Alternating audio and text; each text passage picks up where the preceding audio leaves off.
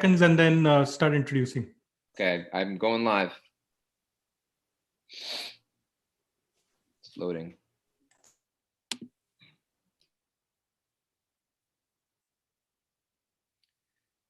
Okay. Seconds and then start introducing. Let's go ahead and get everybody in.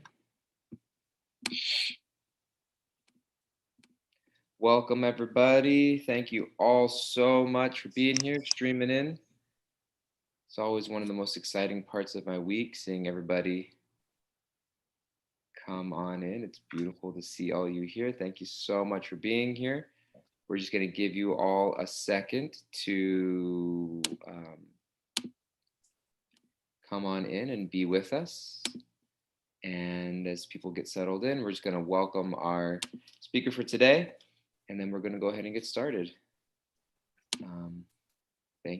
Thank you all so much for being here. Okay, we'll go ahead and get some introductions, then we'll get rolling. My name is Dhanya Gaurangi Devi. I'm here live in New York City on behalf of the Bhakti Center with our other co-hosts here, who we'll introduce later at the end of this event. These Saturday series are co-hosted by a number of neighboring yatras in the Northeast area of the United States that we will recognize and mention at the end of this talk today. This is a 3-part series. We're in part 2 on the 6 loving exchanges of Rupa Gosvami, as outlined in the Upadesh Amrita, or the Nectar of Instruction. Last week, we had an amazing talk by His Grace Radhika Raman Prabhu. And today we have the amazing Dhanya Gaurangi Devi Dasi, also known as Dhanya Rico, who just launched a brand new track on Spotify. If you haven't heard it anymore, please, I see some hands going up there. And actually, don't ask me why, but I happened to be up at midnight and I saw that thing come out, and I think I was one of the first people to listen to it, and I gave a review. And so please go check out, you can find her on Spotify, amazing musician, a personal friend. She is also, just a few of the credentials, she's a 2nd generation practitioner of Krishna consciousness, born and raised in Caracas, Venezuela, and traveled the world preaching and sharing music and kirtan. Some of them her original musical competitions, as well as part of beloved bhakti band, the Mayapuris. She's an initiated disciple of His Holiness Jaipataka Goswami, and is the daughter of Grammy Award-winning artist Havi Prabhu, or Ian Chester. She received her master's degree in counseling education, and she specializes in couples and family therapy. Her therapeutic approach, creative and spiritual wellness, aims to help individuals and relationships thrive, with deep spiritual principles at the core of the therapeutic experience. She currently lives in Alachua, Florida, as part of the ISKCON New Raman Reti community, where she serves as a member of the local child protection team.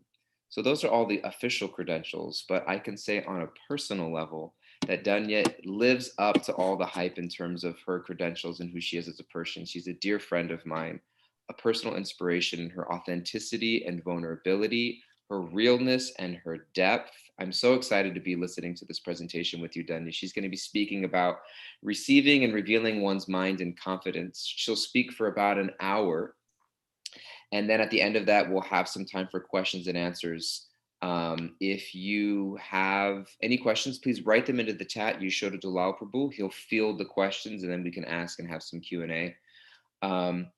Somebody on the chat is asking, what is Spotify? You don't need to have Spotify. If you just search Dhanya Rico anymore, you'll find her music. It's a music platform. Anyways, turning it over to Dhanya. Thank you so much for being here. The floor is yours. We look forward to hearing from you. Hare Krishna. Thank you so much to the organizers and all the Yatra Assembly for putting together such a beautiful program. It's such an honor to be invited, and there are such esteemed speakers doing the other 2 portions of this that I very much admire and love to hear speak. So thank you for engaging me in service. And I want to first and foremost offer my respects onto the lotus feet of my spiritual master and all the previous acharyas. I hope that whatever I'm able to contribute is useful, and I hope that all offenses and misgivings are forgiven. It's such a cool topic. It's amazing that this is it's a capsule scripture, the Nectar of Instruction. It's kind of like, in a nutshell, each verse is giving you massive insight into the different aspects of devotional life. And you could write books, and there are books that are written on just each of the verses. So, in this particular verse that we've been asked to kind of speak on, particularly the topic of revealing one's mind in confidence and also inquiring confidentially, it's so important. The heart of bhakti is devotee relationships, because Krishna says himself that even above service rendered unto him, he values service rendered unto his devotees. Right? And so, Prabhupada sometimes gives the example of, if you approach a man and a man has a dog, your first kind of in to the relationship is to, oh, hi, and kind of like pet the dog. And why? Because that's who the master kind of cares for. That's who he has affection for. And it's actually endearing when we care for the people who are dear to another. And I can relate to that. When people come and say hi to me, now they don't say hi to me first, they say hi to my baby. And that's actually so nice. I love that. It's beautiful. And it actually endears them to me, because I see the affection that they have for someone who is the most important to me. So in the same way, to appreciate devotees and to value devotee relationships, to really work on devotee relationships, it's not just important because of the functionality of it. We're interacting with devotees, we work with devotees, we serve with devotees, we're married to devotees, that kind of thing. It's actually what Krishna wants. It's what Krishna's asking us to do. And the times when Krishna has been perhaps most severe or most direct in instructing his discontent, it's been when someone offends his devotees. I was thinking about, I was looking up kind of references of what devotee offenses are like. I was looking up this concept of the mad elephant offense, which we hear often said, right? That we're developing this small creeper of devotional service, and it's like a tender plant, and we should reinforce our garden with strong fencing, right? And that's the instruction and the example of the acharyas. That's what the fence is. But that, inevitably other weeds and plants might grow as we're watering the garden, and so we have to be careful to uproot those, and that takes a certain skill. A skilled gardener needs to know the difference between a weed and the creeper of bhakti. And if you've ever done any gardening, which I admittedly have not done a lot of gardening, but this is something I know, that sometimes a weed and a plant look very similar. And in fact, there are weeds that are kind of parasitic, that they take advantage of the kind of vital force of a healthy plant, and they kind of latch on and wind themselves around the plant and use that vital energy for its own purposes, to the point where it actually strangles the native plant.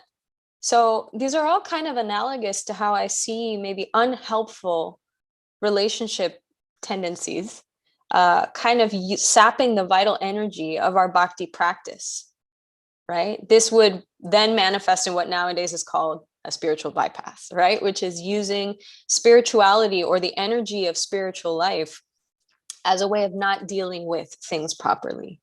And so we'll get to that in a little bit. But another thing that came up for me when I was thinking about this mad elephant offense, I was kind of looking through verses in the Chaitanya Charitamrita, and I found this really awesome pastime where, Lord Chaitanya is sitting in Srivas Prabhu's home, and he's basically distributing Krishna Prema to everybody. He's saying everybody's eligible for Krishna Prema, and they're naming this devotee and they're naming that devotee. And then they name his mother, Sachi Devi. And he says, no, not her.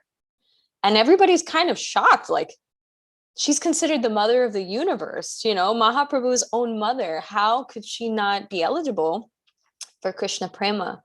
And he said, it's because she's offended Advaitacharya. And then, what ended up happening was, Advaitacharya was a big influence in Sachi Mata's eldest son's life. And then he ended up taking sannyas, and that was heartbreaking. And so the fear for Sachi Mata was that by Advaitacharya's influence, she would lose Mahaprabhu. And so she was very kind of, there was some either resentment there or some negative feeling there out of fear. And so because of that offense, Mahaprabhu said that she wasn't eligible to receive Krishna Prema. Now, when she finds out about this, because she's this pious, deep, profound spiritualist, she understands immediately that she has to ask for forgiveness. There wasn't really a contemplation phase where, I have to justify, well, I mean, that did really happen. And he never really apologized for influencing my son, so on. She just kind of immediately clicked into understanding, oh, for me to receive love of Godhead, I need to be in the mood of asking for forgiveness and understanding that perhaps I don't understand an offense that I've made, and yet I can still ask for forgiveness. So this is an interesting concept that I was thinking about, which is, do we fully need to understand that we may have committed an offense before asking for forgiveness? Or is asking for forgiveness a way of understanding our offense? We should seek to fully understand the ways in which we might have done something wrong or hurt a devotee's feelings. But forgiveness could actually be a catalyst for us understanding, because our mood changes. By asking for forgiveness, we're in a mood of receptivity. We're in a mood of humility. And actually, in a mood of humility, only then can we actually understand how we may have offended somebody. Does that make sense? By making ourselves kind of small and creating perspective, creating that space where I say, okay, inevitably, I must have committed some mistake. Let me go ahead and ask for forgiveness. Then we can actually receive that enlightenment from Krishna, from Paramatma, or even maybe from that devotee themselves, by approaching in a mood of humility of how it was that we created an offense. Now, what's super beautiful, right? What's super beautiful is Prabhupada says in the purport, he says, while coming to see the Lord, Advaitacharya, so the Lord arranges a meeting between Advaitacharya and Sachimata, right? And Advaitacharya knew why he was going there, because Sachimata was going to ask for his forgiveness. And he said, while coming to see the Lord, Advaitacharya was glorifying the characteristics of Mother Sachi Devi. And thus, upon arriving, he fell down on the ground in ecstasy. This was like wild for me, because he's been offended, but he took no offense. And in fact, on his way to receive an apology, he was glorifying the person who was to apologize to him. Now, this is obviously a testament to the character of both Sachimata and Advaitacharya. These are extremely high examples, almost impossibly high examples. And yet there they are. That pastime is elucidated in the Chaitanya Charitamrita for us to have something to aspire to. He took no offense, and in fact, he was glorifying the qualities of Sachimata such that it put him into a state of ecstasy. So this, when I read this, I thought, this is such a great primer so that we know what we're aspiring for before we get into the nitty gritty. Because sometimes when we get into the nuts and bolts of how things work, it becomes reductionistic. We see only kind of the microscopic, and it can feel quite tedious, and we can question, what is my motivation? Where am I going to get to with this? But by being extremely careful in our devotee relationships, particularly in the area of acquiring or revealing very confidential information, it's important to know, what's my goal, right? They say, keep your eye on the ball, because then that's what helps you kind of orient yourself to why we're building these skills in the first place. So on that note, I'll bring in some of the kind of more contemporary scholars and writers that I tend to use in my clinical practice, just because I feel like it's very practical. And a lot of times devotees will ask me, okay, yes, we should aspire to be like Advaitacharya, we should aspire to be like Sachimata, but what happens when this devotee says that? So in that spirit, I also want to bring in kind of modern, tools and strategies that I find helpful. So one scholar and researcher that I find extremely inspiring, her name is Brene Brown, and she's a social worker, and she mostly does research in the area of trust, vulnerability, and shame. And a lot of her research informs what I think could be really helpful in building strong, spiritually centered communities. So one thing that she says is that trust is built in very small moments, right? And this is, even in the pastime just spoken of, we can see that that's true. We don't hear that Sachi Devi was necessarily, going out and protesting on the streets against Advaitacharya. It was actually Mahaprabhu's knowledge of her heart, seeing that she had that feeling, right? It happened in a small moment. that small moment of resentment or that small moment of fear. And likewise, you know, to apologize, to ask for forgiveness, to extend a kind word, to check in with somebody, to allow yourself to be checked in with, right? To reveal something that's going on.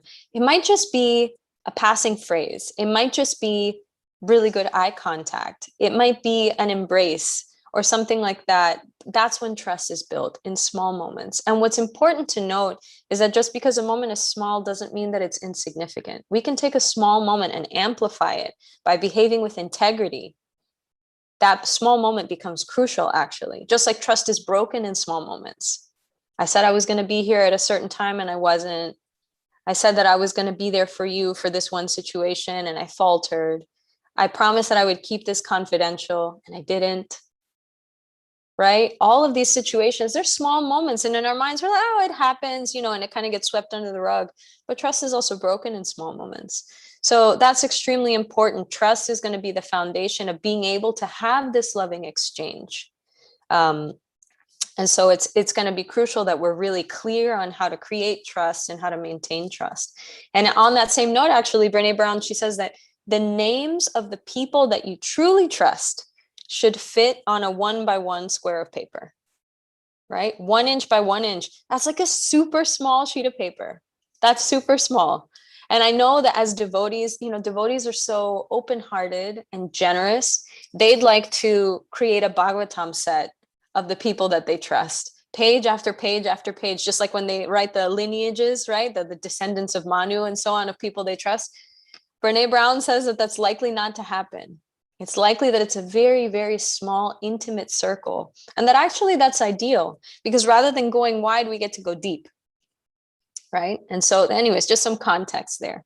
Another quote that I really love is from another teacher. His name is David Richo, and he's a contemporary Buddhist scholar and writer. And he writes a lot about relationships. And he has this great quote. It says, in single life, virtues of humility, compassion, attentiveness, caring, and patience are recommended, but in a relationship, they are required. Humility, compassion, attentiveness, caring, and patience. So this speaks to our own ISKCON, right? ISKCON as an institution within the framework of being Ghosty Anandis versus Bhajan Anandis. Bhajan Anandis is, I'm a Babaji in the Himalayas, I'm in my cave, I'm connecting to Paramatma in my heart. I'm removed from society. I don't interact with anybody. My practice is done in contemplation, in solitude. So that's none of our, I mean, here we are on Zoom, right? This is not a cave in the Himalayas. This is Zoom. And so we're doing the Ghosty Anandi thing. And actually, what's beautiful about that is that a lot of the human psychology is wired for learning in community. Right? Learning in relationship, co-regulation is what we call it. It's my ability to endure stress and build resilience with the help of another rather than trying to do it on my own. Now, this is pretty counter to modern Western society's success pitch of the more independent you are, do it by yourself, you fix it, you don't need help, you know, go at it solo, right? It's the rugged individualist model. So not only does Bhakti say you don't have to do it that way, but actually more and more research is coming out that it might be quite harmful to do it that way because it's healthy for us to need the help of others. And for us to give help to others is also healthy for them, but also for us. When we lend a listening ear, when we're attentive to another, when we inquire about the needs of another and try and provide to it to the extent that is possible for us, it actually heals us. Right. And so a simple example of this is, for example, in 12-step recovery groups, when they talk about the 12 steps, the kind of concluding experience for someone who is recovering from dependence to narcotics or alcohol or gambling or etc. is actually to pass that knowledge on to another. And it's said that the cycle is actually not complete. You don't actually evolve to your highest potential until you take the tools that you've been given and you pass them along to another. Right? Because that's actually, you know, they say if you want to learn, you have to teach. So these are foundational principles that all kind of come full circle. And that's why it's so cool that Prabhupada in the purport to Nectar of Instruction 4, he says that ISKCON was actually created so that these loving exchanges can take place. It's a structure within which we can enact these loving exchanges for the benefit of others and for the benefit of ourselves. How generous of Prabhupada to create the system and to give us the means as well. So it's important that we recognize that, you know, without having to eclipse the things that we need to work on within the society, within ourselves, within other devotees and our relationships, right? We can still take advantage of the structure and actually fortify the structure with our own contribution, right? So it's not that the cracks in the pavement are not there. It's that I fill them with my own contribution. That knowledge, that certainty, that by upgrading myself, by upgrading my relationships, I actually contribute to ISKCON being the house a whole world can live in, right? So speaking of fault finding, I often, whenever we have this conversation, this idea of fault finding comes up, right? We're not supposed to find faults in others. And, you know, how do you have, you know, relationships with devotees? Relationships are so hard, and, you know, devotees are this way and devotees are that way. And I've had this, and this tends to come up a lot in the Q&A. Well, everything that you said is well and good, but I have this one situation, right? The exception to the rule, or like I'm dealing with a more difficult devotee than you've ever heard of, so on. So in this regard, one thing that I like to remember is in the Gita, right? Krishna says, every endeavor is covered by some fault, just like fire is covered by smoke. Therefore, one should not give up the work born of his nature, O son of Kunti, even if such work is full of fault. So there's two things there that I really like. One is you got to stick to your work. And if your work is upgrading your relationships, that's everyone's dharma, because everyone's in the movement. And everyone wants to serve devotees because serving devotees makes Krishna happy. So we should know that having healthy relationships is not a dharma that belongs to another. It's a dharma that belongs to each of us. So we want to do it as best as we can, to not give up the work born of our nature. Our nature is to relate. Our nature is to care and be cared for. The idea is, to the extent that everybody upgrades their relationships, not only will I be able to give, but I'll also be able to receive. What a relief to be cared for by devotees. If anyone's ever been truly cared for by a devotee, there are actually no words to express what a beautiful feeling that is and what that does for our spiritual life. The kindness of a devotee who is genuinely interested in our growth, who can hold a space in confidence, who can hear us out and validate us, make us feel seen and heard and valued. It's impossible to overstate what that does for our spiritual life, and also what that does just for our regular day-to-day functioning. It's invaluable. So being ready to receive that is also a beautiful payoff of really working on these skills. Now, the other part of that Bhagavad Gita quote that I really like is that if every endeavor is covered by some fault, just like fire is covered by smoke, then that means that finding fault is not a skillful endeavor at all. You're actually taking the easy way by identifying fault in stuff that's faulty, right? It's like me walking into a secondhand store, right? And saying, you know, these clothes look a little worn out. Have you guys seen the state of these clothes? It looks like somebody's worn these before. I'm sure the clerk at the secondhand store would be like, that's what we all have here. So in that sense, right, finding fault in the material world, finding fault in people's endeavors, finding fault in people's personalities or their interactions, that's so easy. It's so easy. It's a much harder skill. It's much more spiritually and psychologically challenging to find the good, to find people's strengths. So one thing to kind of check within ourselves is, am I making this too easy for myself? Am I shying away from, am I afraid of the challenge of seeking ways to praise somebody when it would be so easy to find fault, right? So it's an interesting concept. Finding fault is not a skill, it's stating the obvious, right? So kind of diving into what it is that, you know, sharing and receiving could be like, right? Prabhupada specifically translates this as confidentially, both for the person who is revealing as well as the person who is inquiring, right? Confidentiality is there. And what's interesting is if you look at the actual Sanskrit, they're saying guyam, right? And in the purport, Prabhupada talks about how, the most confidential is to inquire about topics related to Krishna consciousness, right? Because these are exchanges that are happening specifically within devotees. The way to relate to other people, that's explained elsewhere, but this is specifically once you identify, okay, this person has love of Godhead and love of devotees as the center of their life. I'm aspiring for that as well. Okay, so based on that, right, aligned on that principle, then that's where we're kind of going to proceed from. So the confidentiality part, from what I'm gathering in the verses translation, does not sound negotiable. It's in there twice. So the reason why I think this is important is because a lot of what modern day scholars and teachers share about what it's like to have healthy relationships, that confidentiality is also not negotiable. In fact, I would venture to say that confidentiality might be that razor's edge between following the instructions of this verse and building healthy relationships and committing the mad elephant offense.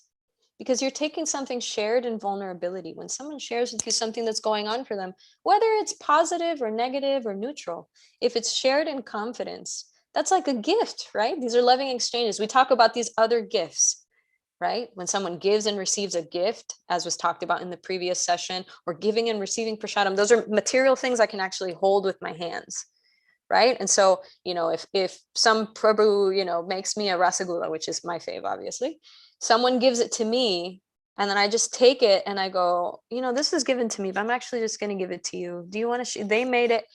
That person might feel like, wow, I made it specifically for Dhanya. And I don't think she appreciates the intention, the effort, the ingredients. I don't feel that exchange, and they might not want to do that again, right? Because that was intended for me and me alone. And the joy of the exchange is me receiving it and honoring it, right? So it's much more subtle when things are shared in confidence because it's sound vibration. Now, as devotees, we should be extra tuned in to the potency of sound vibration because our whole philosophy is actually built on the power of sound vibration, right? We're saying that Krishna's name and Krishna's form are non-different, that in fact, Krishna's name is more merciful than Krishna himself. So that's Shabda Brahman. It's not to say that, how it's going in my day is necessarily Shabda Brahman, but it tunes us into the potency of sound vibration, that it can change somebody's consciousness, right? The way that we speak to somebody affects the way that information is transmitted, and it can affect the way that the person feels from moment to moment, right? That trust built in small moments. So it's important to recognize that even though it's not a material thing that I'm receiving, it might even be much more impactful because I'm giving somebody a piece of my mind, I'm giving somebody a piece of my heart, and I'm asking them to be present with it, right? So in that regard, we want to kind of define connection. What is that connection that happens, right? And a definition that I really like is connection is experienced when people are seen, heard, and valued. I see who you are. I'm present with you, right? I see you. I'm here with you. I'm connected. I'm not distracted. I'm fully attentive. I give you my attention, and I'm sincere, right? I'm sincere. I'm ready to listen. I hear you. I'm not projecting what I imagine, what I expect, what I'm disappointed in, what I admire about you. I'm not trying to change what you're saying. I'm not trying to modify or correct. I simply hear you, right? And this can be checked with reflective listening, which we'll get into in a little bit. And then valued, right? Valued means I validate what you're saying. What you're saying is real. You matter. Your feelings matter. What you're saying is important to me. Regardless of what you're going through, positive, negative, or neutral, you're an important person. You're a spark of the divine. You're a valuable member of our community, right? What happens to you is important to me. And I'll continue to seek this connection because you are valued, right? So seen, heard, valued. And that is important because only then can we really have this in confidence fully fulfilled, right? whether we're checked out or we're ready to share their information with somebody else, or we then put judgment on somebody. All of these things can affect that in confidence, and it'll probably discourage, to the extent that we do or don't follow this, it will discourage or encourage the likelihood of us kind of going deeper in that relationship. So it's important to know that in these small moments, by really showing up, we're increasing the likelihood that this relationship will be more and more nourishing. So kind of getting into the kind of nitty gritty, I'll use Brene Brown because she's extremely structured and she uses acronyms, which is great for someone with poor memory, such as myself. So she has an acronym called BRAVING. And I thought it was a great template to use as a kind of foundational understanding of what it's like to be a good sharer and what it's like to be a good listener. So BRAVING is an acronym. I can actually do, well, what I'll do is I'll send a link to kind of just a little bit of her information at the end of the class. But BRAVING is an acronym. B is boundaries, R is reliability, A, accountability, V, vault, I, integrity, N, non-judgment, and G, generosity. We'll get into each of these, but I just wanted to kind of outline that first. So I'll start from the perspective of the sharer, right? Because this is perhaps something that is interesting to those of us who have a hard time opening up, being vulnerable, right? I'm a little reticent, I'm a little private, I've had bad experiences before, I shared such and such with a devotee and they betrayed my trust and everybody found out about it, or I said something to somebody and then they totally did not get the facts or the information right, and then I had to go and do damage control, and it's a whole thing. So being a sharer, actually, it requires bravery, but it requires courage, it requires vulnerability, and it requires faith, actually, that Krishna in your heart and Krishna in their heart are going to be able to connect in such a way to deepen the relationship. So let's start with boundaries, right? One very practical way of respecting boundaries as the sharer is to request an appropriate time and space to speak, right? So if I'm standing in the prasadam line at the Sunday feast and I'm having this terrible time with somebody at work and I'm thinking that I might need to change my job, and that really makes me feel fearful because then the financial situation of my family might change, and I don't want to rock the boat because I have a 1-year-old, and so on and so forth. Like the moment someone is grabbing a cup of sweet rice and is headed to their table, that's probably the least opportune moment for me to drop that information. And what that's called, when you catch somebody off guard and offload a bunch of personal information, that's called emotional dumping. That means I take what I have and I'm actually no longer able to handle it because my self-soothing skills are running a little low, right? My anxiety is high. I don't really know how to deal with my emotions. Now, this is all areas of my personal responsibility where I need to do a little bit of work, but it's kind of like a hot potato. It's getting too hot. I can't handle it. You catch it. And someone's just grabbing a cup of sweet rice and you've kind of caught them like at a moment where it's awkward. And even if they really want to be there for you, even if they're a genuine friend who cares very deeply for you, you're giving yourself the least likely opportunity for them to actually be present for you. So really, when we say request an appropriate time and space to speak, what you're saying is maximize your chances of getting a good listener. Maximize your chances of someone truly being there for you by coming to an agreement of when you can talk about a topic that might be very sensitive. Does that make sense?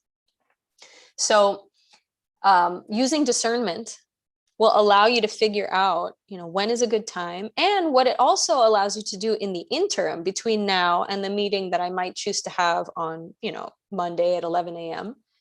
is it allows me to practice self-soothing skills, which we all want to be well-versed in as devotees as well, because we encounter challenges and we want to feel equipped to be able to soothe our own nervous systems, to be able to deal with anxiety and stress long enough until we get the help that we need, right?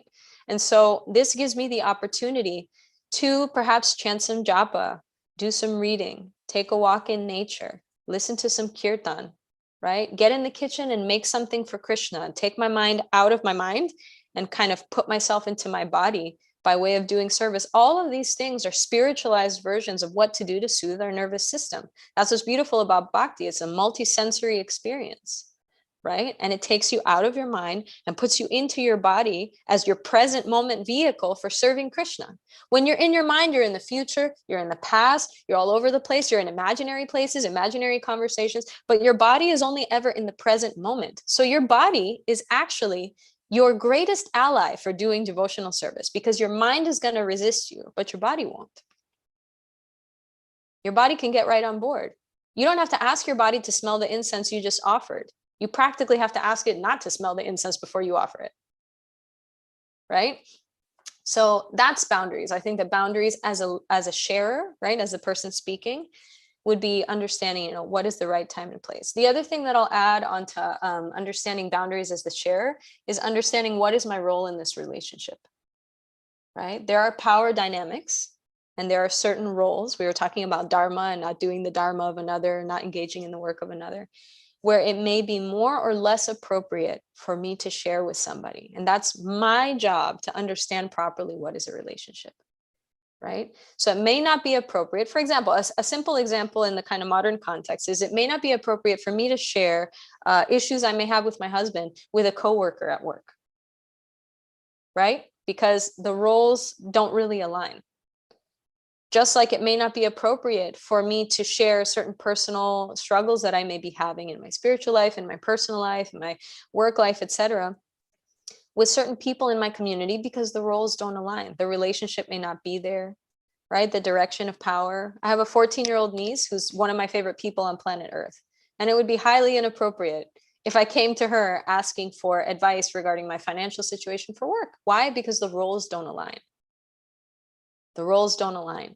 I'm older than her. She looks to me for counsel, right? I'm an adult. She's a child.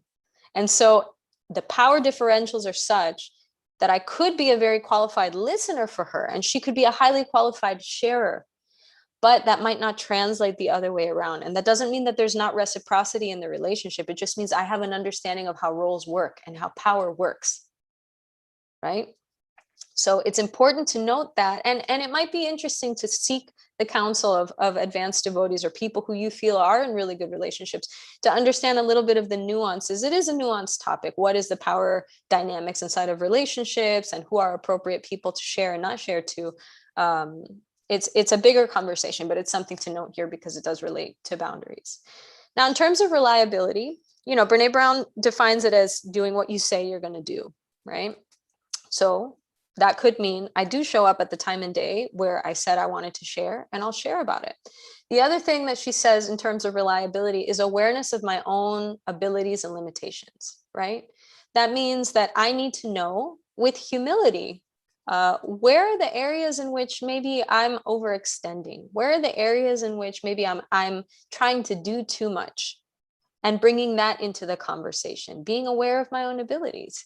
And being sincere about that, but also being aware of maybe my own shortcomings and bringing that into the conversation.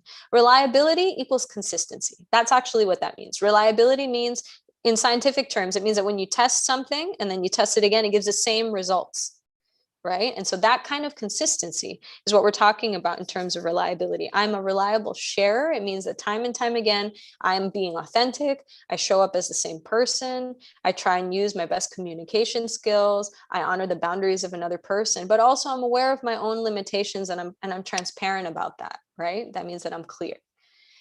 This kind of segues very nicely into accountability, which I think is crucial. And this has to do with our own self-study. Right? When I come as a sharer, sharing my mind and my heart in confidence, my accountability is actually my power. To the extent that I shy away from accountability, that I shy away from self-awareness, that I shy away from self-work, that I shy away from the areas in which I may actually be responsible, need to do something, need to change something, need to act differently, need to seek help, need to engage in better follow through, need to commit further. To the extent that I seek away, move away from that, to that extent, I'm actually moving away from my power. To that extent, I'm actually moving away from my capacity to create positive change, right? And so I also like to kind of reference the 12-step community in this. They have this one step, right? The fourth step of AA is making a searching and fearless moral inventory of ourselves. That sounds horrifying, right? Fearless moral inventory, searching and fearless. That means I'm actually going through, right, with a magnifying glass, seeing where exactly is it that I am out of alignment in terms of my more moral compass, Where am I out of alignment? Where am I not following through with the things that I'm actually committed to or believing in? This could be a scary endeavor. And this is why it's actually meant to be done in relationships, right? The moral inventory actually isn't done alone in the AA groups or in the 12-step groups. It's actually done with a guide, right? It's done with a sponsor. So the idea is, if I'm willing to be accountable, which is the A in braving, I can actually do this moral inventory for my own good, for my own benefit, with the help of another. Then the V is for vault. And this kind of circles back to this concept of confidentiality. I should be a vault of my friends and family's personal information. They should come to me seeing me as that vault. It should be obvious by my behavior and even by my own kind of verbal guarantee. It's a beautiful offering to say to somebody at the beginning of a conversation, what I'm about to tell you is extremely confidential. I'd like for you to keep this private. That means a lot to me, right? By you being the sharer and saying that quite explicitly, you're saying in vulnerability, you know, what I'm about to say is something delicate, but I trust you. I'd like to engage in a relationship where the foundation is trust. And I'm giving you full clarity, right? Informed consent.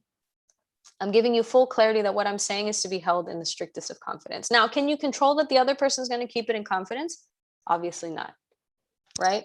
But if Krishna in your heart is seeing that you are revealing your mind in confidence, then your half of that transaction is fulfilled as far as this fourth verse of Nectar of Instruction is concerned. Your loving exchange is filled to capacity because you've revealed yourself in confidence. And there's no way to minimize the heartbreak that happens when someone breaks your confidentiality. And we'll get into that a little bit when we talk about the listener's side of this. But in terms of revealing your own mind, it's important, and there's nothing wrong with, as many times as is necessary, explicitly stating that you'd like this to be confidential. And that might be very necessary at the beginning of a relationship, or it might be necessary if the material that you feel like sharing is very sensitive. Is perfectly okay for you to state that clearly. It can actually be quite soothing because you know that you said it and it's very clear. Okay, so the next one is integrity, I. Now, she says this one thing that I really like, which is courage over comfort.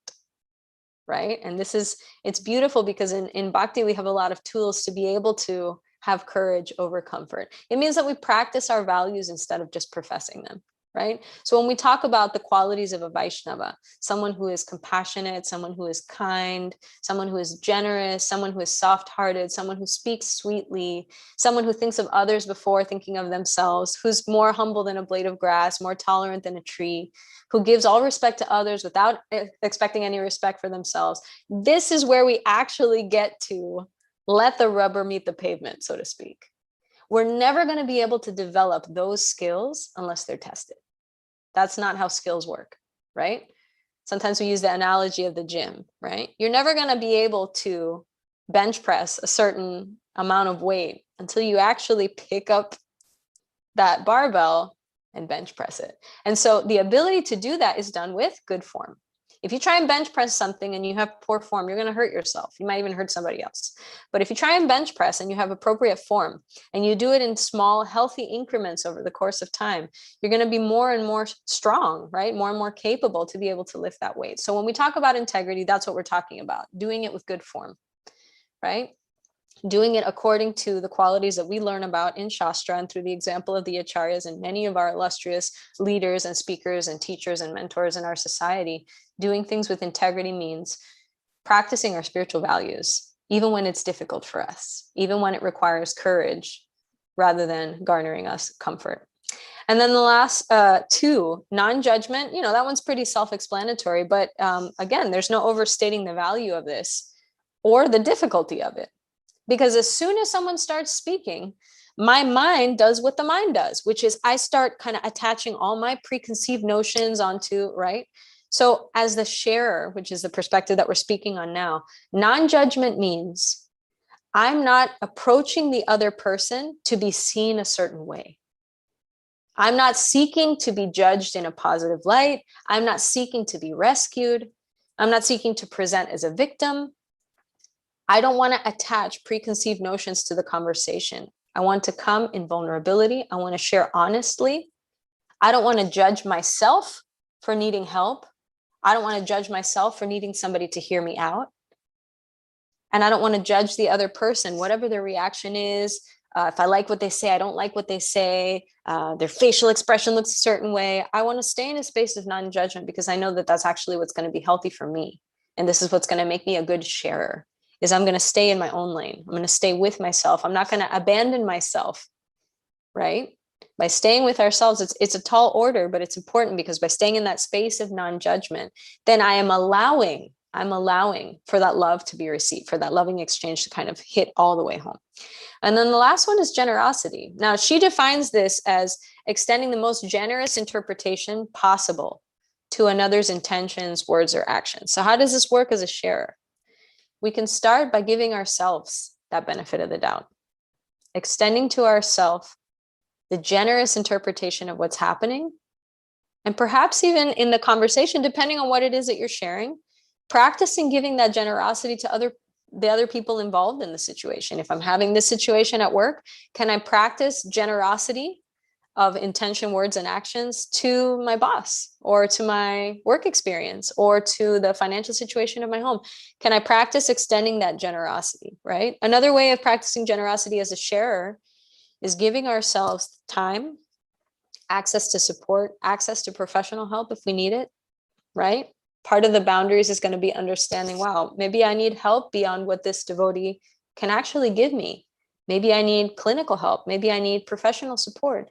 Maybe I need the help of a social worker, a mental health counselor, a clinical psychologist, a psychiatrist, a family therapist, a child therapist, a career counselor, right? Any of these people who are trained, who are professionals, right? I give the example of a dentist.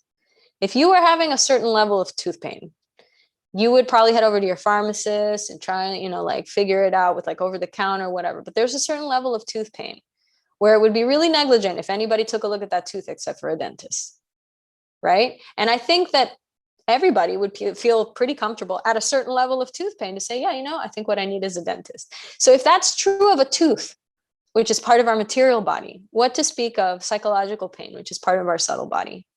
There are doctors, trained professionals, who are experts of the mind, the way that dentists are experts of your teeth.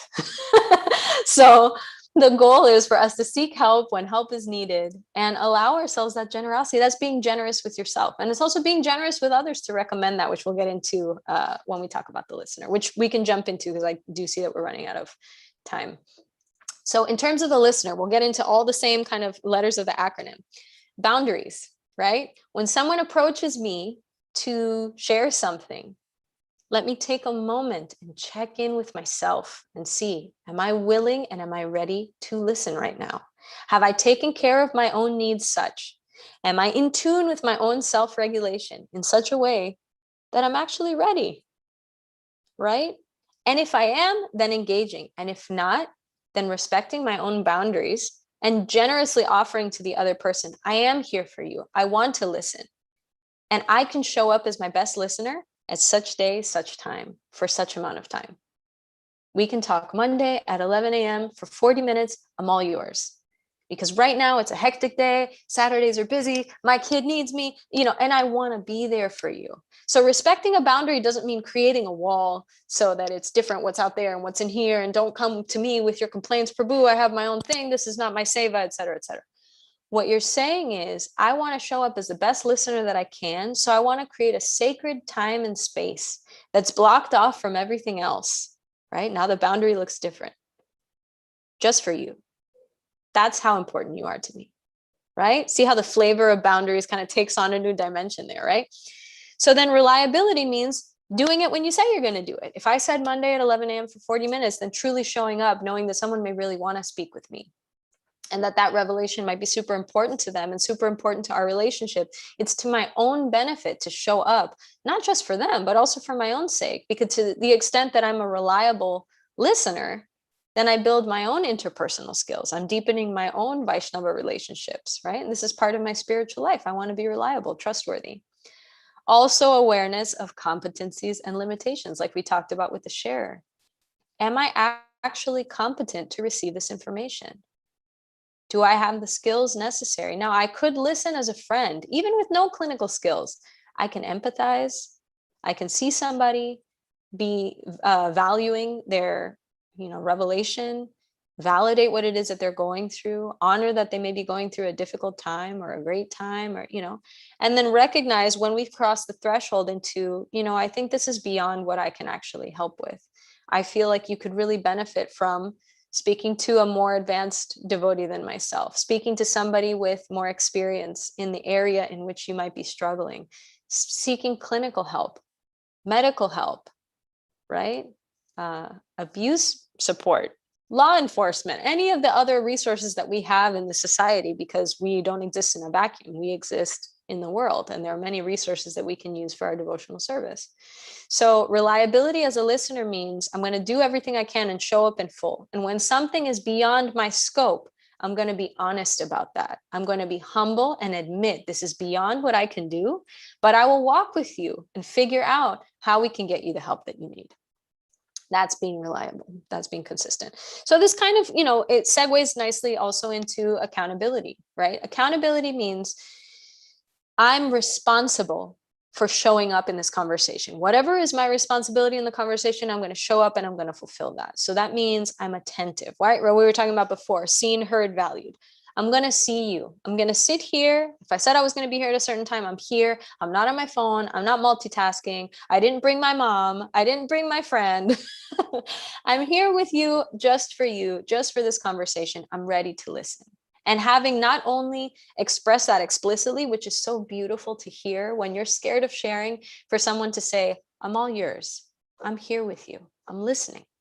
My attention is undivided. Feel free to share as openly as you can. I'm holding a sacred space for you. That is sweet music to the ears of someone who is afraid of sharing, which we all are, right? Because it's very vulnerable. It also means having your body language be congruent with what a listener looks like, right? If I have my hand in my bead bag while you're sharing something very vulnerable, it gives very mixed messages about, is your meditation with Krishna right now through the holy name? Or is your meditation in this conversation? Because both are certainly devotional service. And there's no minimizing the importance of japa. But you said you would be here at this time, and it seems like, at least from the wrist down of your right hand, you seem to be in Goloka Vrindavan with Krishna. So where are you at, Prabhu? That's an important discernment to make. Does my body language align with what I'm saying my intentions are? So just, kind of basics means having your body face the person that you're speaking to or the person that is speaking to you, right? Having posture that kind of looks like attentive, awake, alert, open, right? Good eye contact, right? And so all of these things, certain proximity, right? If I was talking to you guys, but I was sitting on my couch over there, it would give a certain vibe of maybe I'm not so interested in this talk today. So being approachable, not just in terms of what you're saying, but also how you're presenting. That could be a part of accountability. Then in terms of vault, same, confidentiality. When I listen word for word as it goes in, there it stays. And I make a concerted effort, an honest commitment to keep what is confidential, confidential. And if I have a question, which sometimes we do, was that said in private? It didn't seem like, it's not even a bad thing. It's actually a good thing. She got into that PhD program that she wanted to get into. I feel like that's something that should be celebrated. Would it be terrible if I posted that on Facebook? All of these questions, you can ask the person directly. In fact, I recommend it. I recommend that if you ever in any moment have any doubt about whether something is confidential, I encourage you wholeheartedly, please ask. And you might find that that person might say, oh, I'm so excited about getting into the PhD. It's wonderful news. I totally don't mind you sharing it, right? Or it's possible that they say, I'm super excited about getting into that PhD, but I'm still feeling a little apprehensive and I'm waiting for responses from other programs that I applied to. So before celebrating, I think I just want to keep it between you and I, but thank you for asking, right? So by asking, is this confidential? You allow the other person to determine the terms of their sharing, right? It's a way of honoring the other person's integrity and also checking in and making sure that the conversation is had on terms that make sense to both of you, that it's clear. The other thing about being a vault is you can guarantee upfront, right? The same informed consent procedure is tell somebody everything that we talk about is confidential, so you can rest easy. And automatically what that does for a listener is, okay. Thank you. Thank you. I really appreciate that. And then of course, the real test is going to be, can you follow through with that? Right? So this comes up again to the reliability. Am I reliable as a confidential listener? That's knowing my own skills. Maybe I'm working on that and I'm not great at that yet. that would be me holding myself accountable and saying, you know, that's something that I really need to work on. Until I'm able to really keep things confidential and kind of, I don't know, I like to sometimes like sharing other people's personal information. It makes me feel close to them. And then when I share it with somebody else, it makes me feel close to them. If I'm still working on that, then my reliability and accountability is asking me to refrain from receiving people's highly personal information until I'm ready to do so. That's self-knowledge, that's self-responsibility, right? And to the degree that I betray that confidentiality, I would venture to say we're really treading on thin ice in terms of the mad elephant offense. Because something said in confidence that's betrayed, that's really painful. You might really seriously offend a devotee. And if some of that information is delicate regarding other people, then you might not just offend that one devotee. It might affect a whole family. It might affect a relationship. It might affect a work situation. It might affect a team of people serving together. So, you know, for a moment of feeling bonded through gossip or common enemy bonding, as it's sometimes referred to, for that one fleeting moment of closeness, which is actually artificial, I might be actually damaging a lot of other relationships and committing pretty serious Vaishnava aparad. So it's to my own benefit to work on my confidentiality. And there's a certain kind of self-restraint and fortitude that comes from that, which is, it's very solid. It's actually a really nice feeling. So something we can all work on for sure. Integrity kind of goes along the same lines, right? Which is, can I be courageous and show up with my full arsenal of spiritual qualities to work on? By listening to somebody else's sharing, it's inevitable. I might feel really triggered. Hearing about somebody else's work situation might really trigger me. Hearing about somebody else's marriage might really trigger me. I might feel feelings of fear, insecurity, jealousy, anger, judgment. It might seem funny to me. I might minimize it and think that it's trivial. You know, this is such a silly problem. Why are you making such a big deal about, right? And all of this kind of ties into the next one, which is also non-judgment. But in terms of integrity, it means, Krishna, I am given the opportunity right now to show up in full and be compassionate, patient, tolerant, humble, offer respects to others before expecting respect.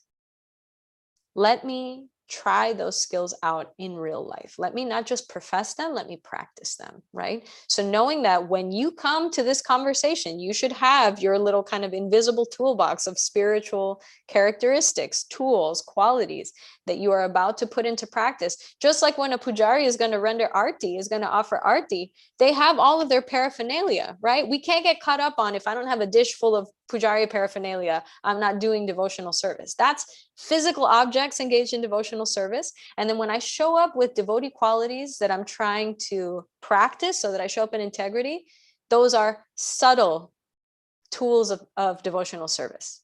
Those are my emotional objects of devotional service. Right? And so this kind of ties into non-judgment. As I hear, I might find that I am triggered. As I hear, I might find that my own feelings start to come up, my own prejudices, my own conditioning, my own previous experiences, childhood stuff, questions, influence of society and media, amazing Shastra quotes that would be the perfect solution for exactly what you're going through, Prabhu.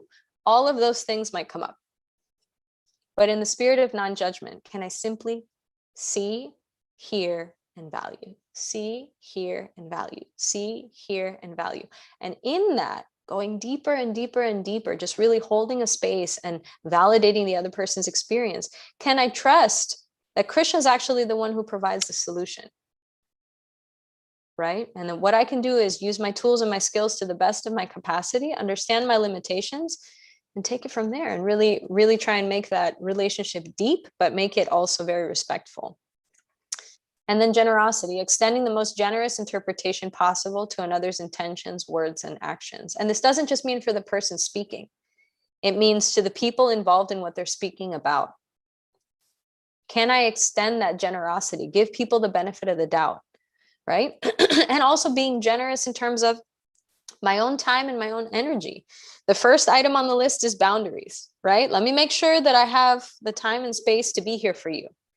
But then the last item is generosity. Let me see if by giving as much as I can, being as present as I can, being the best listener that I can, bringing all of myself to this, praying for this person, being highly kind of in tune with the best devotional qualities I can bring to the table. By that generosity, then can I be an instrument of Krishna's love? Can I truly be present and give this relationship everything that I've got? Right? So these are some things that I thought would be helpful and also practical in terms of, you know, revealing one's mind and also receiving the information from someone else's mind. You know, there's no shortage of ways that we can work on this. And I think that these tools could be quite helpful, and seeing the example of Srila Prabhupada, the way that he would listen to people and the way that he would also so tenderly share his heart, even with people that were his spiritual sons and daughters, you know, there's nothing like a personal example. All of these things sound great in theory. And so what I would add on to this to take it kind of into the next dimension would be to be with people who already do this is the best medicine, because you'll imbibe those qualities through association. So let me not just try and do this in a vacuum, which might be very difficult. Let me see how this plays out in real life, right? And so Prabhupada also mentions that in the purport. He says that we should seek the association of people who already do this so that we can learn how to do it ourselves. And through their example, not only see what we need to do, but also receive their mercy to do it, because we're empowered by people's association through their mercy. So with that, I'll kind of conclude my sharing portion, and I'm happy to hear any thoughts or feedback if you have any. Thank you, Dhanya Gaurangi Devi. This was so nourishing and wonderful. It's very refreshing because it was so nice how you brought in the principles enunciated by Srila Rupa Goswami, Srila Prabhupada, you know, the teachings of bhakti, and then also how you brought in principles from the field of counseling and psychotherapy, because these are all tools that can help us as devotees to go deeper into our relationships and to access the divine love for Krishna that we're all hankering for. Thank you. So before I get into questions, I would like to share my screen. So this series is organized by the Bhakti Center in Manhattan. It's co-hosted by several regional centers in New Jersey, Pennsylvania, and Virginia. And you can see their names there: New Jersey, Tobacco, Central New Jersey, New York, that's the Brooklyn or Radha Govinda Temple, 26 Second Avenue, the first temple in the Western world, ISKCON of Bergen County in New Jersey, our friends over in Virginia, Richmond, Virginia, and Gitanagari Eco Farm in Pennsylvania. So thank you to all of them for helping bring their congregations and communities also to hear. A lot of people listen not just live, but there are several hundred people that listen afterwards on the YouTube channel of the Bhakti Center. So this is a real service to all the devotees. So thank you again, Dhanya, for coming and speaking to us. The next and last session in this three-part series is going to be about prasadam. Everyone's favorite topic, perhaps, honoring prasadam and sharing prasadam. And it's going to be given by Gauranga Prabhu, who is not only an outstanding speaker in the Bhakti tradition, a great monk, but also for years and years and years on these mega yatras and pilgrimages that His Holiness Radhanath Swami takes to Vrindavan, Mayapur, South India, and so on. He has been a lead cook for 5,000, 7,000, 8,000 people daily, 3 meals a day. And so he knows something about sharing prasad. So really looking forward to that. Same time next Saturday, 9 a.m. New York time, and you can see the other times, 2 p.m. UK, 3 p.m. Central Europe, and 6:30 in the evening in India.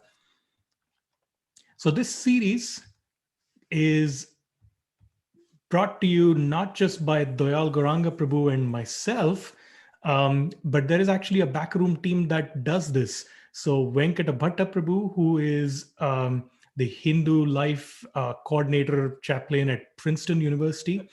Venkata Bhatta is very much involved in this. Gaur Kumar Prabhu, who is the head of computer science in a leading city university in New York, and a resident brahmachari, Gaur Sharan Prabhu, in the Bhakti Center. So this is the backroom team that really makes things happen.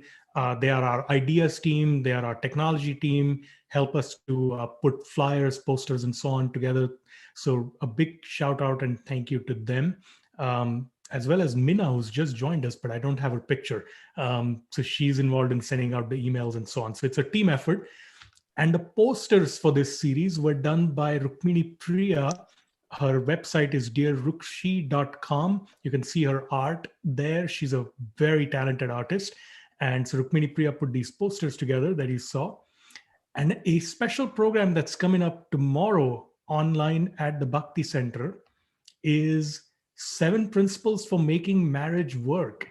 And it's going to be delivered and led by Janava Hausner, who is a counselor, a life coach, and a yoga teacher, and has done this for many, many years, has lots of experience, lots of rootedness in the Bhakti tradition, and also a lot of professional training in this field.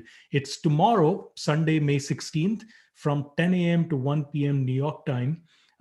You do have to register on bhakticenter.org to be able to actually access this program.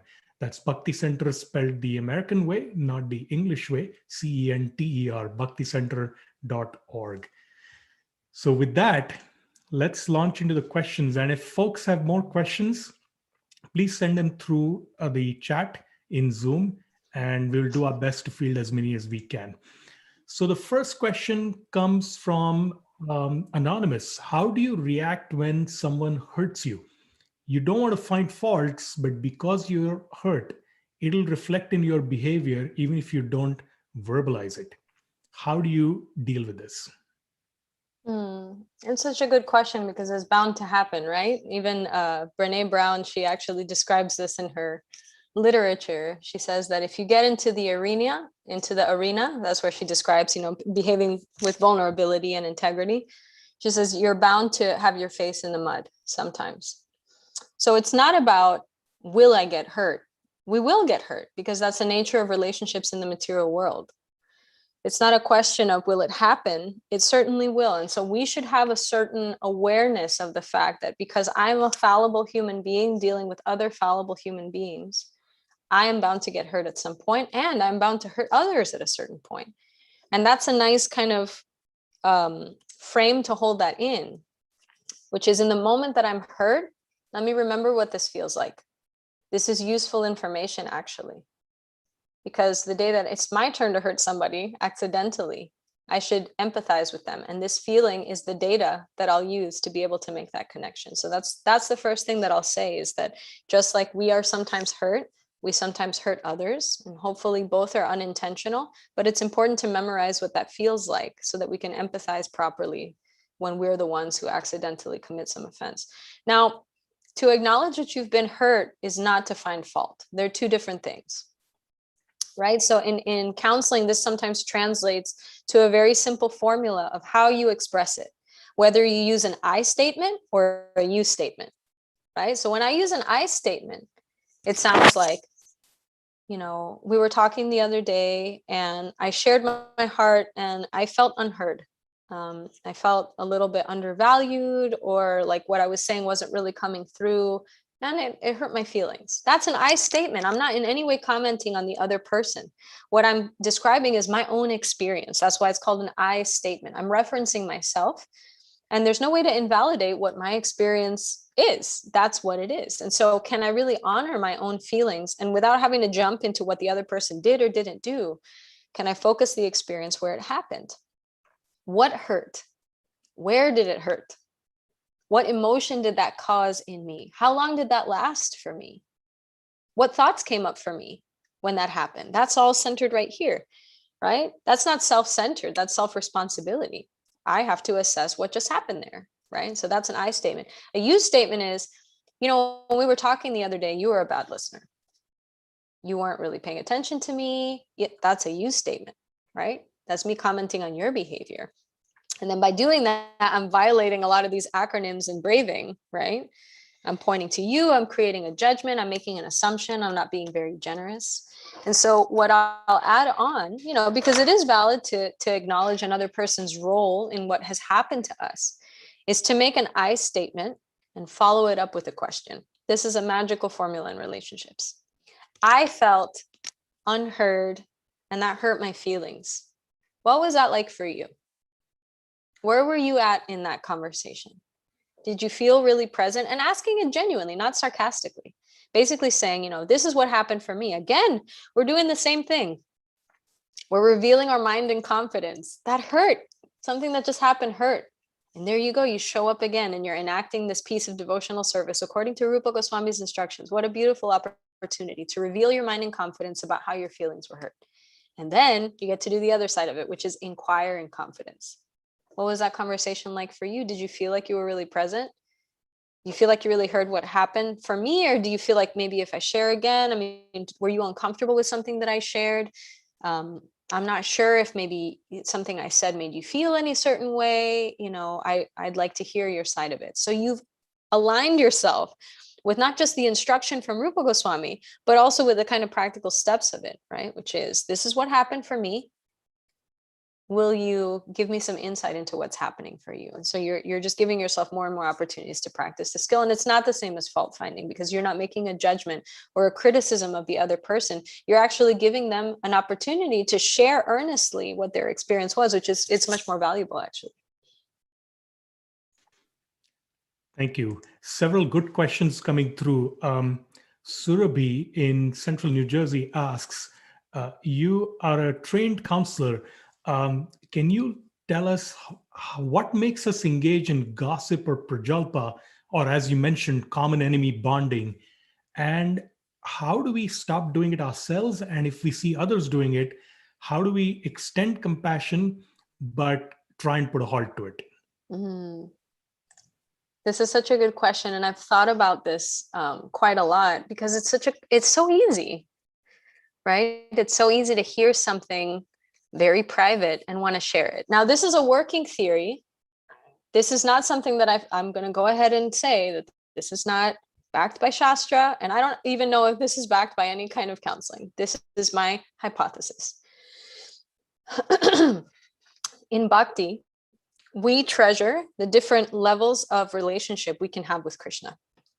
Prabhupada gives the example of a head of state, or some people refer to him as Sir, and then, you know, his closer associates might call him by his name or by his title, and then his, you know, spouse might call him Prabhu or sweetheart, or, you know, whatever, and then his kids ride on his back, and they have no concept of, you know.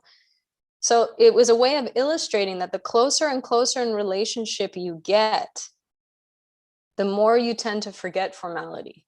And the more intimate the details are in knowledge of somebody, the closer you feel to them. How much more true could this be than what we know about Krishna? Throughout the Bhagavatam, we get closer and closer and closer. And when we get to the 10th canto, we're reading about what's Krishna eating? Where does Krishna like to walk? What fruits does Krishna pick in the forest? What minerals does he use on his face? The more intimate we get in people's lives, the closer we feel to them, right? And that's the spiritualized version, the transcendental version of that, is us learning about the most intimate, personal, private details of Lord Krishna or of Srimati Radharani. So the parallel to that, right, the perverted reflection, upside down banyan tree version of that in the material world is, the more juicy details I know about someone's personal life, the closer I feel to them. And then this translates into gossip, because I want other people to know how much I know about this person. So it's an artificial bid for intimacy. That's what that is. I crave intimacy. I crave inner knowledge of other people, because I want to feel connection, because I'm wired for connection. I'm built for healthy attachment, for healthy connection. I'm meant to live in community. I'm meant to thrive in relationship with other people. And if I haven't found a way to do that in a functional way, in a healthy way, in a deep way, if I haven't learned those skills, if I haven't seen good examples of that, that need is still there. So what I'm going to do is create a shortcut.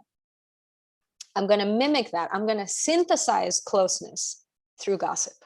It's a way of artificially creating a closeness that's not actually there. I don't actually have anything meaningful or deep or personal to share with you. So what I'll do is I'll artificially bring in someone else's personal information. I'm going to synthesize a private conversation here with you. Does that make sense?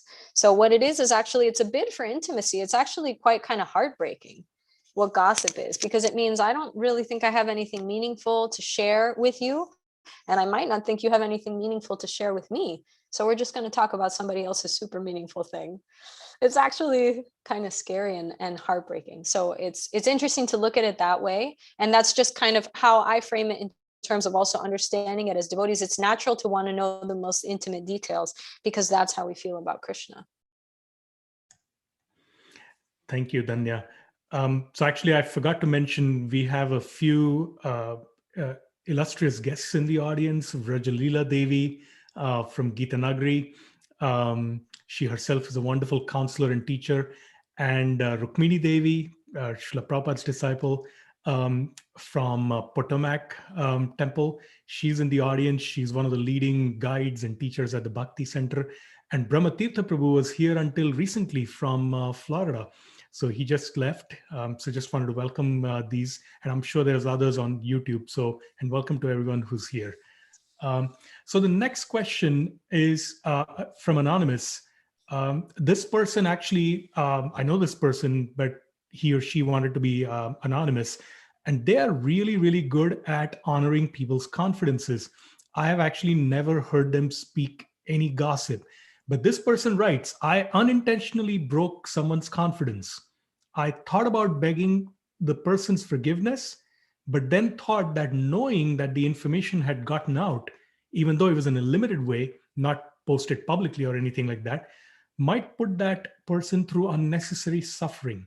Mm. Do you have any recommendations, one way or the other, how to handle a situation if we unintentionally let something slip that we should have kept in confidence? Mm. Yeah, it's such a good question because it's bound to happen, right? Because we're human. So there's a couple of sides to this. You know, it's hard to know without having maybe more details of the specific situation and the nature of the information, of course. I tend to tailor the feedback a little bit more specifically to each situation. So it's a little hard to make a blanket statement. Now, the fact that it was unintentional and the fact that Yashoda Dalal Prabhu is so generously describing this person as someone who is not known to break someone's confidence, you know, is clearly unintentional and it's very out of typical behavior for this person. My suggestion might be, you know, looking into, are there more fears in sharing what happened beyond just, I don't want to hurt the other person? Am I afraid that because I'm known for keeping things in confidence, that my own self-image is on the line here? That's just a gentle suggestion for reflection, right? Because I'm known for keeping things in confidence. So do I maybe not want that to change? That would be our own kind of responsibility to reflect on.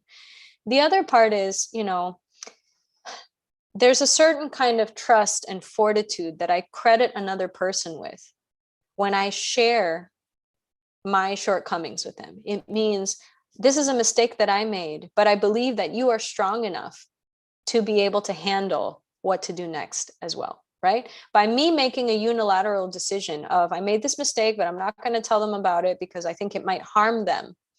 In a way, there's a way that that could be seen as, I don't think they can handle it. I don't think that they have the mental fortitude, the stamina, the resources, the psychological wellness to be able to handle me coming to them with what happened.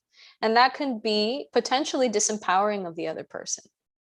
I want to empower the other person and say, you know, I made this mistake and I feel like we can figure this out together as a team, rather than me feeling like I need to figure it out because your pain, fill in the blank, right? You won't be able to handle the pain. You won't be able to help me find a solution. You won't be able to, right? It could start to kind of look like a power imbalance.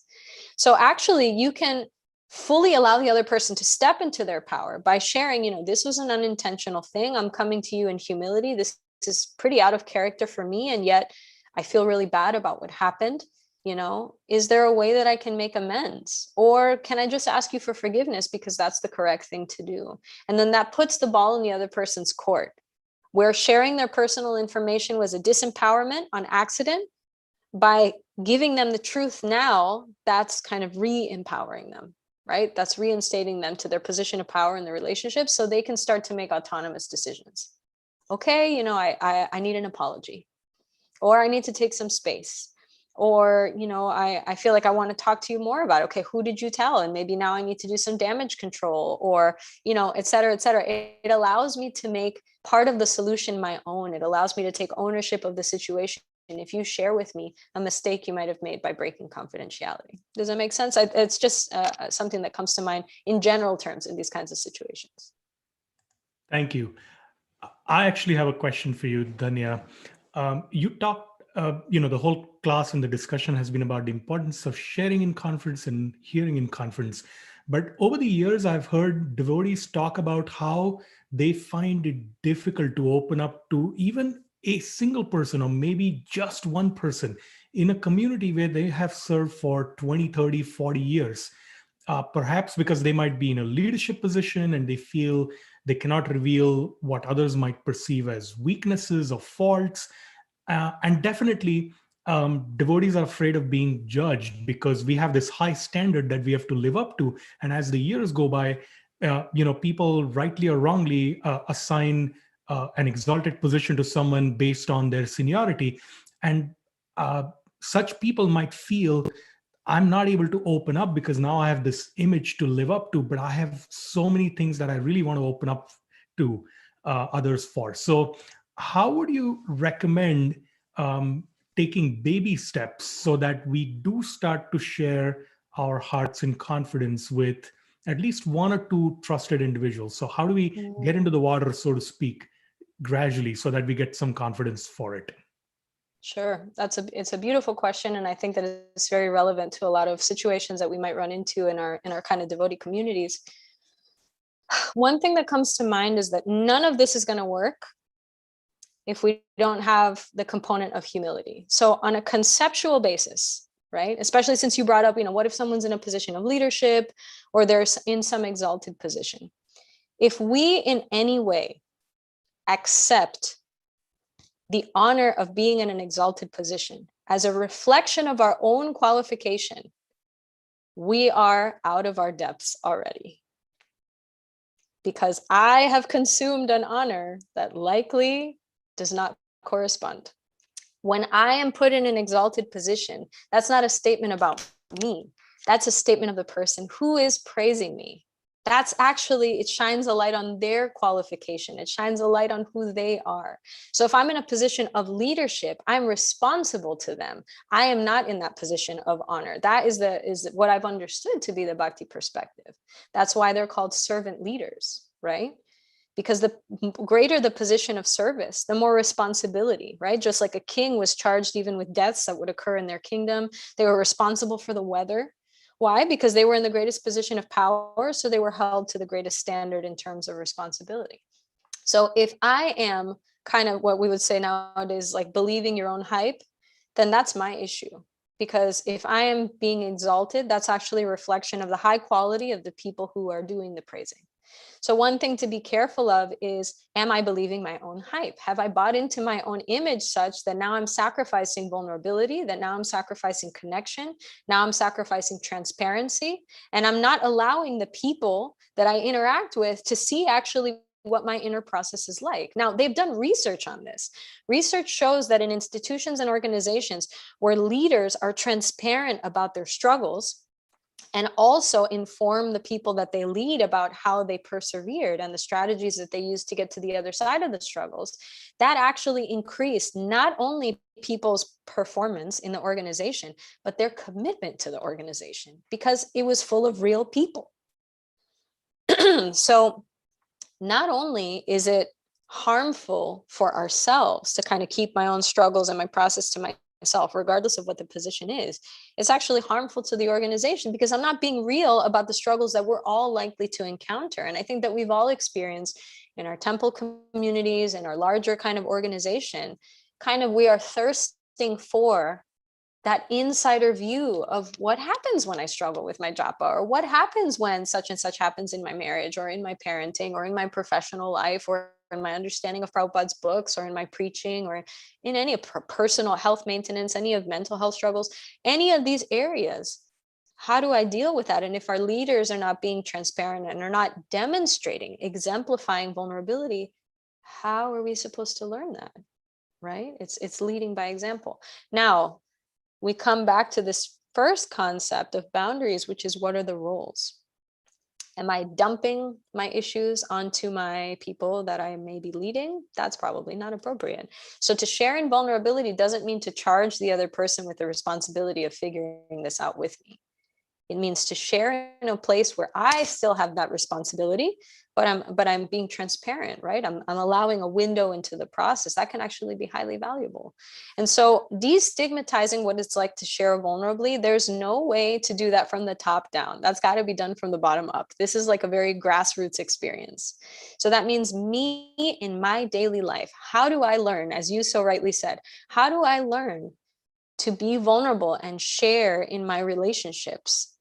And start to kind of, dip my toes in that. And one way is to learn how to share vulnerably with myself. Do I share vulnerably with myself? Do I ever sit and contemplate what I'm experiencing? Do I know how to label my own emotions? When a feeling comes up for me, do I just throw a blanket statement like, I'm upset on it? Or do I say, you know what? I'm feeling frustrated. I'm not feeling frustrated. Actually, what I'm feeling is disappointed. Yeah, I'm disappointed. I'm disappointed because such and such. Do I give myself the time of day to explore how I'm feeling? Because my first encounter with my feelings doesn't necessarily have to be when I'm sitting in front of another Vaishnava who's inquiring confidentially.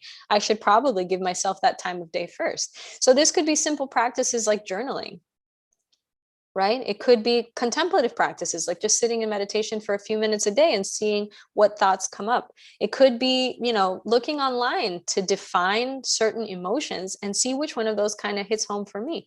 And this could also be seeking professional help to learn more about myself and how I feel and what some of my life experiences are that inform how I feel and how I relate today. So before you even get into sharing vulnerably with somebody else, maybe I want to learn how to be vulnerable with myself and really touch base with my own feelings, and then making that venture to, sharing with somebody else. And you don't have to go all the way to like, Haribol Prabhu, I'd like to share with you some of my childhood trauma, ages 6 through 8. You don't have to jump into the deep end. You could start and say, Prabhu, I really loved the kirtan that was shared yesterday at the Sunday feast. I had like a moment where I was just looking at the deities and they seemed so beautiful to me. I even felt a little emotional. Bas. That's a vulnerable share. That's a vulnerable share. That's a window into your emotional life. You're sharing, I felt something and this is what it felt like. It could be an appreciation. It could be something neutral. When I read the news, I worry about the state of the world. It's very distressing. I have a kid and, I worry about the kind of world that she lives in. And sometimes that anxiety, it like really hits me hard. That's a vulnerable share. That is vulnerability. That's you revealing your mind in confidence. So it doesn't always have to be either a massive share or a total stonewall and I'm super stoic. It could be those baby steps and seeing, okay, I give a little and I receive a little and I give a little and I receive a little, but I have to, that all has to originate in my knowledge of myself. If I'm not in tune with what I'm feeling, it's going to be very, very difficult for me to find a way to share that with someone else. Thank you, Dhanya. I've been receiving some personal texts on the side. Rukmini Mata, sorry to embarrass you, Rukmini Devi. Rukmini Mata said, she's such a genius. She's wonderful. So that was her reaction. And one of our team members texted saying, I could sit here and listen to her all day and we can like maybe ask her another 50 questions. Of course, we know that your time is precious and you're a parent and you have so many responsibilities. So is it okay if we go maybe a few minutes past and ask a couple more questions? Yeah, sure. That's fine. Is that all right? Yeah. And one other thing, if anyone who's listening wants to contact her professionally to get counsel, we will put links for her workplace where you can contact her professionally and, see her as a counselor, because she, as you can see, must be a fantastic counselor that, people love to talk to. So the next question that I'm going to launch into is from Anonymous. Beautiful talk. Thank you. Sometimes we do get hurt and we feel a need to reconcile with the other person. What is the appropriate way to approach these sensitive interactions as aspiring Vaishnavas on both sides? Yeah, so it kind of, is reminiscent of some of the stuff that we've spoken on so far. One is that I should walk around with the understanding that it's highly likely that I've hurt somebody's feelings. That's a very humbling mentality to be in. It's also probably pretty accurate, given the fact that we're fallible, that we're trying our best and aspiring to do devotional service. But at the same time, we have our conditioning and we're all kind of sick people in a hospital, so to speak. I should walk around with the understanding that at any given moment, someone might approach me and say, Dhanya, something that you said, it kind of made me feel a certain way and I got my feelings hurt and I'd like to talk to you about it. It should come as no surprise to me. It should be absolutely expected. I should literally be counting down the minutes until someone says it to me, if I'm really in touch with the fact that I do make mistakes and I'm human and I'm trying, but also I'm just likely to falter. So that's the primer, right? Now, if I'm the person that's been hurt, one thing, and this kind of gets back to boundaries, do I feel ready to talk about this, right? Sometimes the urgency, the discomfort of having your feelings hurt is such that you feel kind of a rush or an anxiety of like, this needs to get talked about right now. I need to confront them right now. If I don't confront, because we feel like confrontation will alleviate the pain. And so my suggestion with that is sit with it for a moment and let's try and use our own self-soothing skills. Can I be with myself? Can I pray? Can I meditate? Can I take care of my health? Can I kind of recalibrate my nervous system so that I can make a plan with clarity rather than make a plan out of urgency that's manifesting through my adrenals and my cortisol kind of, spiking through my body and my stress hormones kind of creating a sense of urgency. So bringing down that high alert and kind of really contemplating, okay, like what's a plan that seems good? The other thing is you can consult with a mentor, consult with somebody who has really healthy, nourishing, grounded relationships, what to do when you feel hurt. So another good friend or a teacher, a mentor, counselor, someone that you hold in confidence, who's already been there for you, who you may already have a pre-existing trusting relationship with about how best to handle it. You can also ask that person if they're willing and able to mediate for you. So mediated conversations are very healthy. Having a third person there or a third and fourth person there to create a balance so that communication flows, so that you're not necessarily charged with the responsibility of expressing yourself and at the same time directing a conversation. Sometimes that can feel very tasking, especially in situations where there may have been trauma, where the power differential might have created a pain, where the conversation's not necessarily going to flow as it would between two equals. Mediation might be a crucial component because it allows a neutral third party to do the directing, to create space for each voice to be heard, to validate, right? Especially if a situation is very touchy, I would recommend kind of onboarding a mediator, preferably a trained mediator or someone with some sort of communication background to kind of help the conversation happen. The other thing that I'll sometimes recommend as an exercise with clients or with devotees is to write a letter to the person. Oftentimes when we're writing, because we write much slower, we're talking writing, not like typing writing. When we write much slower than we think. So when we try and speak, especially something that's very emotionally charged, our thoughts might not come out in an organized way. We might not even say things that are fully accurate because we're thinking them and then just kind of immediately spitting them out. Whereas when I write something down, I'm going to be a bit more choosy because I have the time to be selective. I'm in an untriggered environment. I'm home, I have some time, I have some space. I set aside a particular time and space to do this writing and I'm unrushed. So I can say things like, I feel hurt, but what is it that hurt me? It was this specifically that made me feel that way. And this is the specific emotion that brought up for me. I felt embarrassed. And not just embarrassed, I also felt ashamed. And when I felt ashamed, I kind of felt myself shutting down. I might not have the resources, and it might even be unfair to expect of myself to be able to articulate that in the moment, in front of that person who hurt me, in a triggered environment, while I'm thinking it at the same time that I'm saying, that's a tall order. It might be much easier for me to take a few steps back and actually write what I'm feeling. Now, this is not a letter you have to deliver. It might just be a way of organizing my own thoughts and then rereading that letter and saying, okay, what of this feels safe to share? Right? What of this feels like what I want the other person to know? And then also, what would an appropriate reparation look like? That's fair of you to contemplate. Now, you might not get that. given the situation. But it's fair of you to ask, to say, I felt this and this in this way. It would mean a lot to me if you apologized. It would mean a lot to me if in future conversations you had body language that reflected that you were listening. Or it would mean a lot to me if you would set aside more time, because I felt disappointed that our time was so short.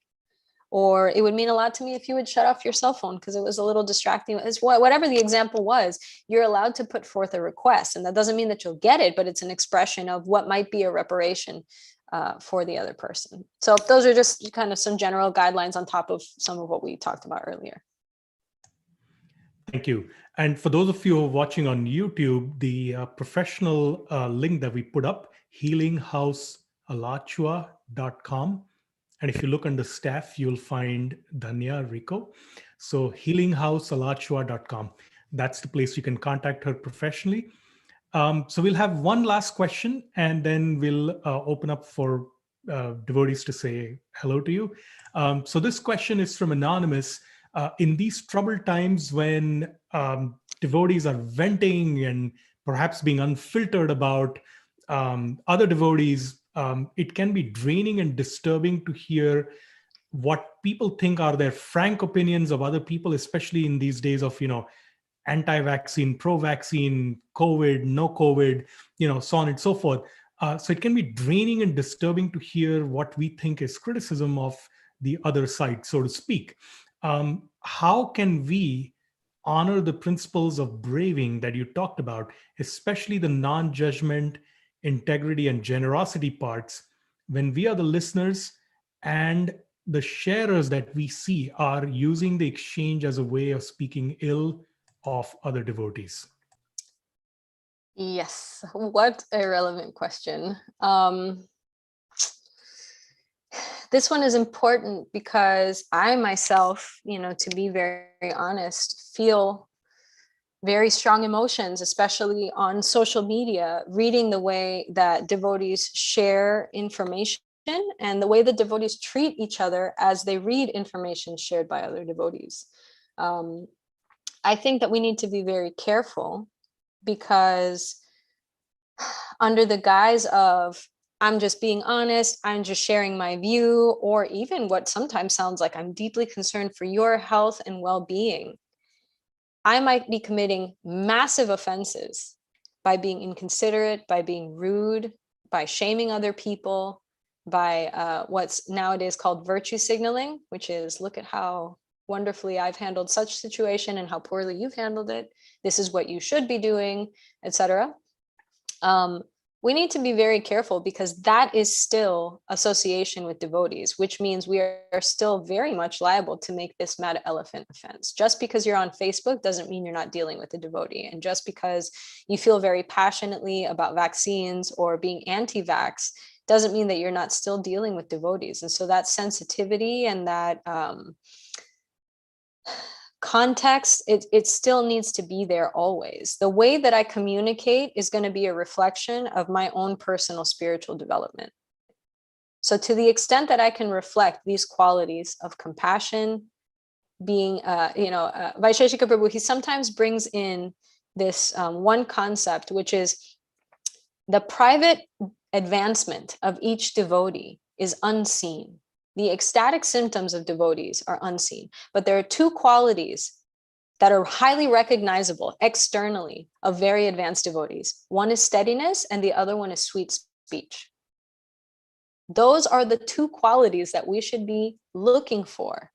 We shouldn't be looking for ecstatic symptoms. We shouldn't be looking for how many Prabhupada quotes or shastras they can kind of fire off like, Lord Ram's like 1,000 bows and arrows at once. We're looking for steadiness and sweet speech. And the sweet speech is the one that I have a lot of questions about, especially online. To the extent that I find that my words are filled with contempt or filled with poison or filled with spite, I really need to check myself and see if this is in alignment with my spiritual values. This would really kind of hone in on the integrity in braving, which is, am I being courageous, right? Is it comfortable for me to just spit out all this information and then judge the people who are not with it?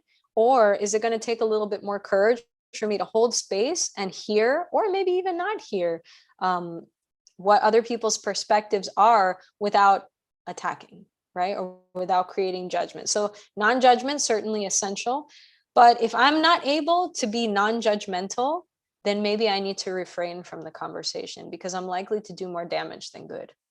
I might put out there all this cool information about the ingredients in a vaccine and why it's awesome or why it's terrible. But if I railroad my bhakti and I discourage a bunch of other devotees at the same time, and the people who are not part of our bhakti movement are watching us having these conversations and are horrified at the tone and the nature of these conversations, have you done more good than harm? Likely not. So one thing that I like to meditate on is, what I put out there on the internet is out there forever. Everyone gets to see it. It never gets deleted. And people outside of my society, outside of my community, outside of my in-group of people who think just like I think, they're able to see. And I'm not just representing myself. I'm representing my guru. I'm representing my community. I'm representing Srila Prabhupada, all my spiritual brothers and sisters. And I don't want to embarrass myself, and I don't want to embarrass them. So there's a certain composure, there's a certain language, there's a certain grace that we should all aspire to have online. And if we don't see it, then we need not engage with it. That is my personal policy. That might not work for everybody, but in a situation where we see very kind of low level conversations, do we need to jump into that and try and rescue that? I personally don't think so. I think that we can create high vibration conversations elsewhere, and where the conversation degenerates, that might be a really great boundary to have. I create boundaries around high vibration conversations. I like to keep the vibration very high, create spaces where people can share their opinions respectfully. And once it starts degenerating into lack of respect, condescending tone, sarcasm, shaming, making fun of people, making a meme out of other people's conditions, then maybe that's where I choose to refrain. Not just because it's not the right thing to do, right? Which objectively it may or may not be so, but because I start to sense, I'm sort of skating on thin ice now. Now my devotional creeper is the one on the line. And am I going to sacrifice my devotional creeper for the Pfizer vaccine or not? I would like not to. Or, vaccine is just an example for anything. Veganism, is this where I'm basically, is that the sword I'm going to die on, is kind of the question. So to maintain some decorum, some etiquette, a high level of respect, even when that respect is not given, right? It's right there. Don't expect to get the respect that you're looking for. In fact, expect not to get it. And then you can be clean. But keep yourself at a very, very high standard of giving that respect, even when it's nowhere to be found. If you log onto Facebook and there's no respect to be found, that's okay. You can still give it. In fact, you're encouraged to give it, and not expecting that respect in return. That seems like a safe spot to be at, and that's what I aspire for. Thank you so much, Dhanya. That was beautiful. I'm getting all these messages and people just like, we need to have her on more forums. And I'm like, yes, that's what I've been trying to do. I've been reaching out to Dhanya and doing more and more with you on a personal level. We've connected so sweetly, and I appreciate it. And I'm so grateful that you, more people get to share and experience your wisdom and your depth and your sensitivity and your maturity.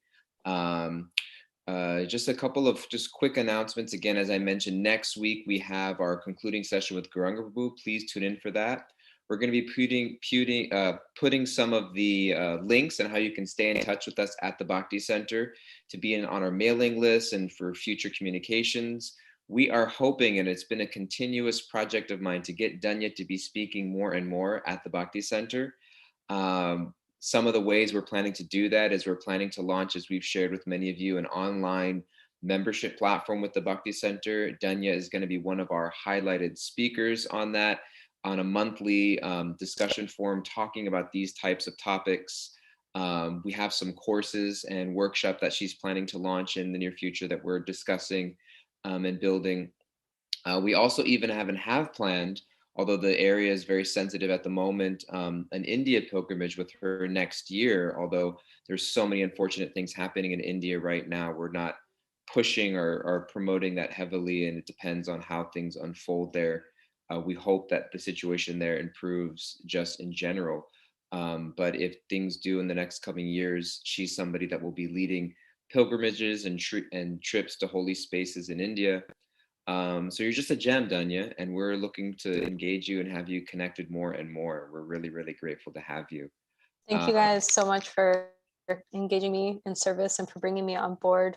You guys are such incredible facilitators, and the listeners are such illustrious guests. I feel super honored and super humble, and I beg forgiveness for any offenses I may have committed. And I super look forward to sharing with you all in these spaces in the future.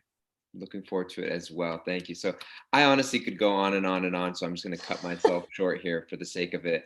And as we normally do at the end of these sessions, we're going to unmute all of you. If you'd like to share your haribol and thank yous and appreciations for Dhanya, please feel free to do so now. Haribol. Thank you. Haribol.